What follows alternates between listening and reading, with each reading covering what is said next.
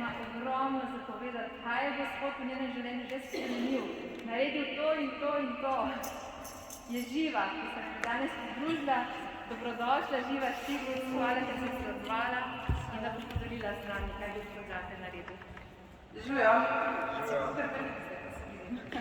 A lahko za začetek še prosim zajmo zdravo Marijo, da se bom res prepustila Jezusu, ker se je ona Bogu. Zdravo Marijo.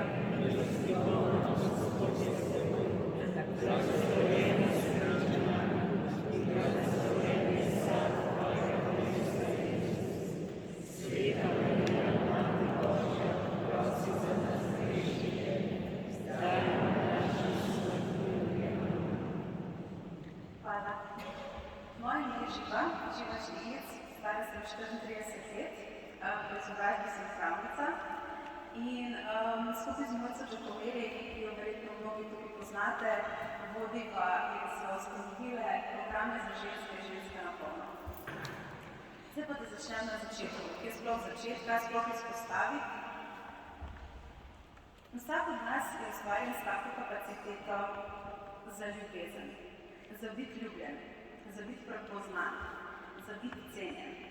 Tako smo ustvarjeni in tako smo ustvarjeni zato, ker nas Bog ves čas vidi, ljubi, ceni, išče. In tako bo je rekel Matevž, mi lahko živimo to ali pa ne. In če ne živimo ves čas z Bogom, tako kot tele mladike na trti, vsak dan, da vsak dan prihajam k njemu in jem od njega ljubezen, opaženost, potrditev, pozdravljenje, bom nujno to jedla nekaj drugje. Ker tako pač je. In jaz nisem jedla tega predlogu. Vsak od nas, če nima osnovna identiteta, da sem Božja hči, je pač nekaj drugega. In nekje od nečesa mora biti. A se strinjam ali pa ne, a se zavedam tega ali pa ne. To je tako gravitacija. A se ne strinjam z njo, lahko ne vem nič o njej, isto deluje. In jaz že kot otrok sem zagotovila, da eno moj vrtič, kjer bom jaz lahko jedla, je ta, da bom najboljša v šoli. Najboljša v razredu. Da bom imela same petke. Ker hitro sem zvedla, da lepa nisem, da za šport tudi nisem, da za čiščenje tudi nisem pretirano nadarjena, to še zdaj nisem razvila. Ampak v šoli mi je pa šlo. Tam so me pa videli, tam so me pa prepoznali, tam sem pa dobila pozornost. In jaz sem se nalimala na to in zgradila na tem celo svojo identiteto. Vsaj nekje, kjer pa sem nekaj dobila. In čisto vsak, ali se tega zavedam ali pa ne, če ni moja prva hrana pri Bogu, je nekje drugje. In tam plačam davek, vse ko prej pride račun, jaz sem ga zelo visoko plačala. Že v srednji šoli mi je bilo tako čuden, zakaj, ko že vse znam, moram še trikrat ponoviti, ko hrček, ko se rola v svoji kletki, v tistem klopcu, medtem ko vsi ostali normalni ljudje so šli dol, so se družili, so imeli življenje, ampak neki me gnali. Seveda se nisem zavedala tega, kar vam zdaj govorim, se nisem zavedala. Potem se mi je pa zalomila, ker sem šla na faks, ker sem šla študirati pravo. In na pravu pač ne moreš znati vseh stavkov na pamet in trikrat ponoviti, ker umreš. In mene je bilo gnoza. Jaz sem doživljala napade, jaz nisem mogla spati, jaz sem bila panična. In hkrati sem si mislila racionalno, kaj je z mano? Se rabim 10, se rabim 8, se rabim 7. Ja, jaz racionalno nisem rabila 10, ampak globoko sebe sem pa verjela, da če ne bom imela dobrega ocena, ne bom še tukaj neprepoznana, še tukaj me ne bojo videli, še tukaj me ne bojo opazili. In to je smrt. Ker brez ljubezni, brez pozornosti, pač ne moreš živeti. Spet, jaz absolutno nisem imela pojma, da se identificiram s tem, kako imam oceno, da sem zamenjala mojo osnovno identiteto, da sem odvisna od potrditve na tem področju, niti približno. In sem šopala lepe ocene, nalivala sem se s kavami z Red Bullom, s Powerčajem, maknila sem se iz prodaje, še dobro. Nekaj časa je šlo, pa še to sem bila ves čas nesrečna, izpraznjena, živčna, panična, kontrolirala sem vse, čeprav nisem mogla. Potem pa sem doživela izgorelost. Ker tik pred enim spizom, ko smo imeli 3 skupaj kroček, se je rekla zelo glasno, se že nekaj časa nisem spala, nisem imela normalnega življenja, sem se sesula občutek za utrujenost in potem je to prišlo za menoj. In sem doživela izgorelost, ki je bila najbolj grozna stvar, kar se mi je do zdaj zgodila, hkrati pa definitivno najboljša, ker se mi je moj sistem sesul. Prvo leto je bilo grozno. Nisem vedela, kdo sem, še tisti mal, kar sem dobila prej za jesti, je odpadel. Kot bi se svetopisemsko izrazila, Gospod me je privabil v puščavo in me spodgovoril na srce. Ampak jaz mislim, da bi to bolj prijetno, veste. Predvsem sem pa mislila, da to gre tako, da te Gospod povabi v sredo v puščavo, v četrtek ti spregovori na srce in v petek si ti mega. Ne pa, da ti leta se vlečiš na okrog mega, ne poznamo vsi. Ampak veste, kaj catch? Jaz sem poznala že Boga. Jaz sem hodila 2-krat na leto na duhovne vaje, pela sem vse te prave pesmice. Tudi v skupinah, ko smo podelili, so vse prave stvari povedala. Jaz sem teorijo zelo dobro poznala. Jaz sem vedela, da je dober, da me ljubi, da je dal svojega sina za mene, ampak živela pa nisem tako. Ker eno je, da jaz verjamem v Boga. Drugo pa je, da sem jaz odprta na tem ladiki, da dnevno prihajam k njemu in imam posebni odnos z njim in jem od tega in pridobim od njega in sprejmem, ne pridobim, čisto napačna beseda, sprejmem od njega to, da sem ljubljena, to, da sem opažena, to, da sem dragocena, to, da sem pomembna. In ko se mi je to sesul, eno leto kasneje, sem šla na ene duhovne vaje na skovnico, smo mogli napisati, kje se vidiš čez 5 let. Jaz sem eno leto nazaj točno šla, kje se jaz vidim. Ja, uspešna odvetnica bo, tistih 10 centimetrskih štikla bo hodila naokrog, odvetniški pisarni bo blazno uspešna, še ene 2 otroka bo imela pred 2 leta, magična, ne, številka 2 malo da normalni. In to je to. In takrat nisem mogla napisati nič, prazni list, groza. Ker sem celo življenje delala, to, kar so mi drugi povedali, da naj počnem, in si želela to, kar so mi drugi povedali, da se želi. In to je to. In nisem vedela niti kaj moj hobi, nisem vedela niti kakva barva mi je všeč. Ker kdo se bo ukvarjal s tem, kakva barva ti je všeč, če moš mi 10 na faksu? Jaz ne. To je bilo zelo na drugi faksi. Ne bom imenovala. In tisto poletje, na teh duhovnih vajah na skovnici, sem jaz prvič v življenju doživela, da je Jezus živ. Ne samo, da bom izprašala nebesa ali pa ajde nekoč žice. Da je živ in doživela sem njegovo ljubezen, doživela sem izkušnjo. Nisem prebrala tega v knjigi, nisem tega pela v pesmicah, ampak sem doživela izkušnjo Božje ljubezni. In jaz sem prišla domov in jaz sem prvič v življenju vedela, jaz ne bom več živela brez te ljubezni. Jaz ne bom več jedla enega dobrega obroka na leto, potem pa celo naslednjo leto životarila. In tudi v Svetem pismu sem prebrala, da piše, da nam je Bog prinesel življenje v izobilju. Že zdaj. Jaz sem pa životarila po lastni izbiri. Ampak takrat sem pa doživela tako globino, tako močne ljubezni, da sem rekla, dosti je. Jaz hočem jesti, jaz hočem živeti. Pozadeta sem bila od te ljubezni in potem mojih problemov ni bilo več.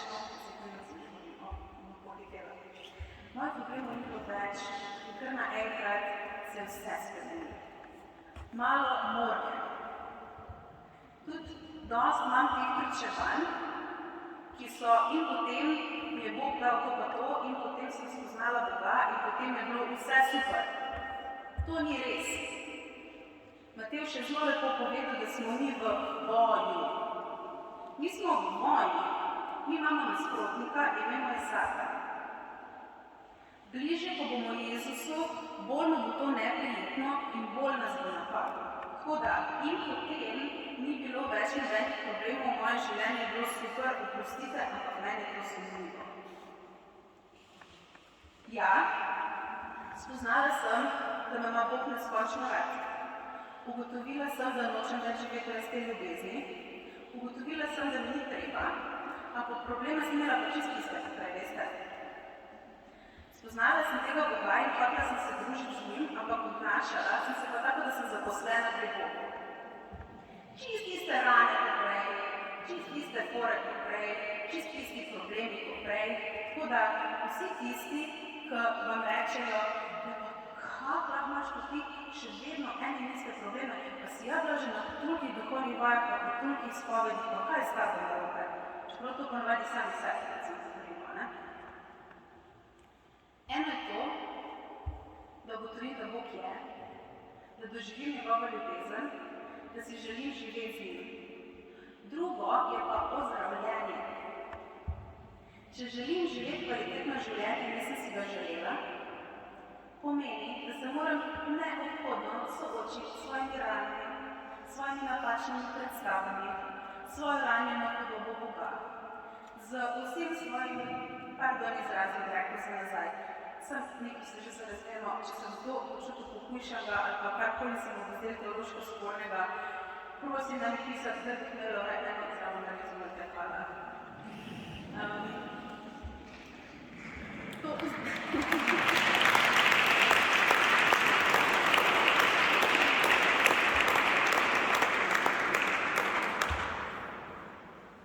Se pravi, eno je, da je Bog nas rešil in nas je. Nas je, definitivno. In če mu predam svoje življenje, bom z njim prišla v nebesa. Ampak kak oče bi svojega sina rešil v prometni nesreči, ko bi ga pa celega polomljenega pustil v bolnici, pa rekel, ajde. Ja ne, on si za mene in za vsakega od nas želi, da živimo na polno. Ampak nažalost, ni to drugače možno, kot je tako, da sem rekla, grem z Jezusom z roko v roki po pot, ozdravljanje notranjih ran, ozdravljanje napačnih prepričanj in kje se to zgodi na mojo bolj žalost na terenu. Ko srečeš točno unga, ko ga nočeš srečati, pa si misliš pa kaj, zakaj zakaj? Ko se ti točno to v službi zgodi, kar si se najbolj bal, ko sam prosiš, da ne bi izbolel, pa zboliš, ker jaz sem si mislila, da bom prosila Boga za več zaupanja, da bom lahko pač mi vse predala in potem se bom zgodila in bom, ne? Ampak on mi je dal pa točno take situacije, da se mi je vse to ponovilo, pa še zelo, kar sem najbolj želela valkotlači, ker sem imela možnost to izročiti. In sama sem v svojem življenju videla, da Bog res ozdravlja po istovrstnih udarcih. Ker kdo drug bi se spomnil, da smrt premaga tako, da ne premre. In naj se isto zgodi. Ko sem ga prosila, da mi ozdravi pogled na sebe, pa da mi da več ljubezni do sebe, pa se mi je začel dogajati in z vseh strani so me začeli dolžiti. Zato, da se mi je od oznotri rodil nov pogled na sebe. Ampak tega se jaz nisem sproducirala sama, ampak z Bogom. In ker imamo omejen čas, bi rada to rekla. Ničesar nam ni treba načrtovati. Ničesar nam ni treba voditi, ničesar nam ni treba se izmišljevati. Kar pa res nujno moramo narediti pa je vsak dan živeti posebni odnos z Bogom. Posebni odnos z Bogom. In imeti to drznost, da si upamo v življenju živeti z njima. da če prepoznam, da me Bog vabi, da naj se mogoče vpišem na plesni tečaj, da me bo tam zdravil strahu pred moškimi, se bo mogoče treba vpisati na plesni tečaj, ker ne bo pomagal, da 200 zdravih ne res moliš, ampak bo treba tudi na plesni tečaj.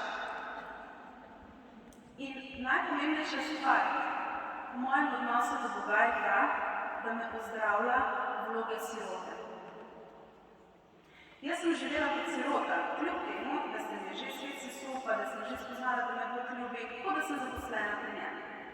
Se pravi, Bog je sicer vse mogoče, veste, pa me varuje, ampak če pa zjutraj ne zmoliš in je te točno določene molitve in to 3-krat se ponovi, pol pa nisi zaščiten.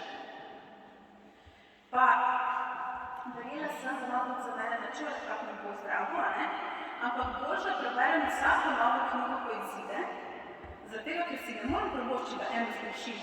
Kaj če bo bila ista ključna za mene? To je sirota. To je sirota, ker moram biti ves čas na preži, ker moram vse sama narediti. In pokaj, da je Bog tam en uradnik, da ima malo živa štiglic in zdaj, je zmolila, je delala dobra dela, je tole naredila, ajde uslišala. In tudi kaj posebno od nas Bogom? Kdo bo molil na poti na Šmarno goro? Moli se točno določen obrazec in potem se odkluka in gre se k maši in pole se naredi. Ampak jaz sem ga zmatrana, ker sirota je zmatrana, ker sirota se ne more sprostiti. Pa če bi takrat poješli tortico, se tam na en pripelje, ko bi bil za tvojega moža, pa ga postrešila, ja, ne moreš se sprostiti, koliko znaš pegati. Kaj če bi to srečanje, ko ti res radaš kaj spati, pa pride enkrat iz mati, ja, ne moreš spati. Vse o tebi ti govori, tvoja notranja prepoznava spoči se, v redu je, ampak ti greš, ker kaj če bi to srečanje ključno za tebe. Jaz sem mojstrica tega, tako da zelo dobro vem, kako meni sirota in ni fajn. In tudi zdaj se mi je, da se moram vsem svojim krepenenjem odpovedati in šele čez proces ozdravljenja sem ugotovila, da krepenenje mi je dal Bog zato, ker mi govorijo, kdo sem, pa kam želi, da pridem, ne pa zato, da se bom jaz vsemu odpovedala, se odrezala od svojega srca in potem se bom potreplala, bom pa videla eno tamle, da si jih upa živeti, pa bi tak prišvajsala, ker to se pa ne dela. In najpomembnejša stvar, Bog mi je, koliko je reka Sabina, ogromno je bilo stvari, ogromno je bilo čudežov, ogromno je bilo oprijemljivega, ampak veliko več kot to je pa to, da mi Bog pozdravlja moj pogled na njega in da vedno bolj živim kot hči. Hči je pa tista, ki se lahko tudi zmoti. Hči je pa tista, ki pride domov, pa si ne rabi zaslužiti, ampak si pač vzame iz hladilnika, pa poje, ne? Hči je pa tista, ki ve, tudi če Adrija že zelo dolgo ni iz trgovine, če ji obljubo, da ji bo prinesel kje z bombone, ji bo obljubo, da ne rabi vsake 2 minuti spominjati. In veliko stvari nam Bog hoče dati. Ampak to, kar pa nam pripada kot Božjim otrokom, to pozdravljanje te osnovne nastavitve, kjer smo bili ranjeni, pozdravljanje tega, kako gledam na sebe, kako vidim Boga, kako si upam biti sproščena, kako si upam prositi, kako si upam zaupati, kako se upam sprostiti, kako si upam želeti. To, da sem vedno bolj hči, za mene pomeni, da tudi če so slabe okoliščine, lahko živim vedno večkrat veselje pa mir. Včasih sem pa mislila, da pač je edini point v tem, da Bog že enkrat spremeni okoliščine. Potem sem pa ugotovila, da glavni dobitek ni to bil, pa jih je velikrat spremenil. Glavni dobitek je bil, da sem lahko vedno večkrat, sred okoliščin, ki so katastrofa, mirna pa vesela, da vem, da ima Bog to v svojih rokah. To je za mene glavni dobitek. In vedno večkrat me Bog uči, da ne prihajam več pred njega v molitvi, pa ga prosim za to, ampak sem samo z njim, v njegovi prisotnosti. In to si lahko privoščim, ko sem hči, ker mu ne rabim najprej vsega našteti, da si kupim, da se lahko družim z njim. In za vsakega od nas vem, da Bog lahko spremeni našo osnovno nastavitev, da lahko ozdravi tiste rane, ki se vam zdijo neozdravljene, da se jih ne da ozdraviti, da lahko ozdravi spomin.